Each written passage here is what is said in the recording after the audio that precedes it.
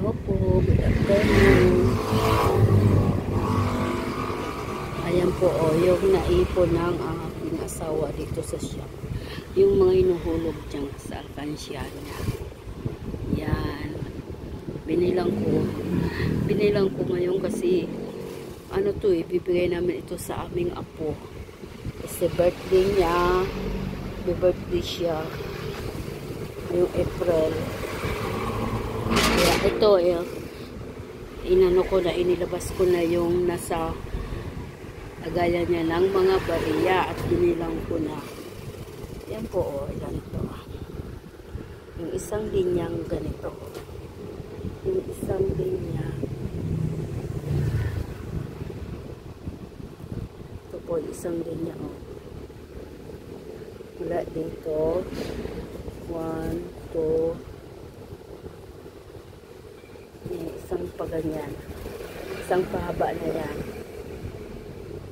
Ito mula dito sa 1, 2, 3, 4, 5, 6, 7, 8, 9, 10. Tapos ito na yung ano naman dito naman 1, 2, 3, 4, 5, 6, 7. Ayan, bali 1,000 ang isang linya at 7 sa ayan, bali 7,000. Ano po, 7,000 ang naipon ng asawa ko ng mga bariya. Kasi taon-taon kasi ganyan. Tuwing birthday ng apo namin. Ayan. Pagka naibigay na namin sa kanila yung mga bariya, ayan, mag-umpisa na naman lang paghulog-hulog. Yung mga ano lang to, yung mga supli-supli lang yan dito o kaya yung mga binabayad ng mga customer na mga bariya. Diba? May, ayan, may 20. Ayan, yung bayad nila, ipunin lang yan. Ang asawa ko, ihulog lang niya dyan sa kanyang ano, ito ihulog lang niya dito sa lagayan niya. Ito yan, ihulog niya dito. Yan, sa lagayan niya. Dito niya yan inihulog dito. Yan. Tapos, pag ano, birthday na, bago mag-birthday yung aming apo, ayan, binibigay na namin yan sa kanya. Pag nag-ipon-ipon kami dito sa bahay.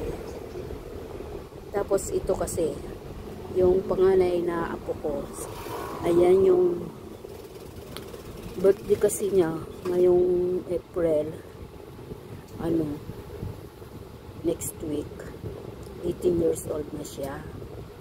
Kaya, bukod dito sa mga bariya na to, meron pa siyang cash gift.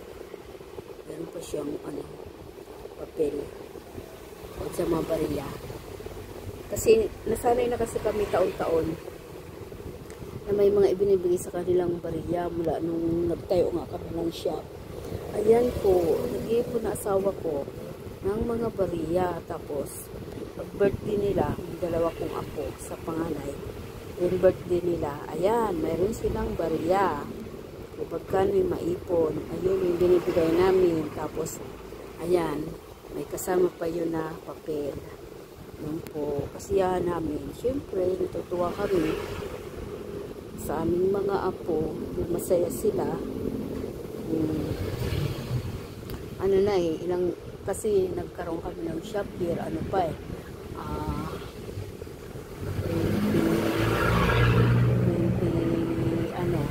2013 kami nagkaroon ng shop. Kaya ito po, taon-taon yan. Ganyan po ang ginagawa namin. Ngayon nga, tatlo na sila tatlo na yun. Ano namin na apo yung bunsong apo namin ngayon sa ano ko sa bunso. Pero hindi na siguro sa kanya mga bariya kasi ano magkasabay sila ng ano ng yung isa kong apo, parehas silang July 9 yung itong bunso kong apo sa ano, yung inaalagaan ko. Tapos July Ano naman yung isa, July 18. Oh. Kaya, ayan lang.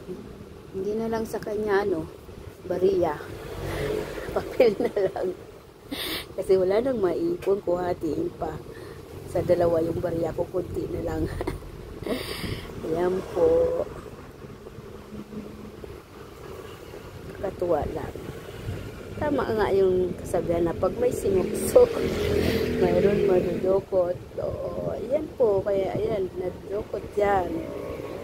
Tuwing mag-birthday ang aming apo, yung mga sinusok-sok-sok dyan na asawa ko. Na ilalabas niya yan. Pag birthday na ng aming apo. Yung kasi sa, sa Biyernes Santo, ayun, mag-ipon-ipon kami doon sa bahay. Yung aking panganay na anak. At syempre, walang mga trabaho, pahinga. Kaya ito po, ibibigay namin ito sa kanya. Yan po. Katuwa lang, oh. Katuwa lang, nakatuwa. Yan. Thank you for watching po. Maingay kasi nandito ako sa shop, eh. Maingay. Mga dumadaan na sasakyan. Thank you for watching. Bye bye.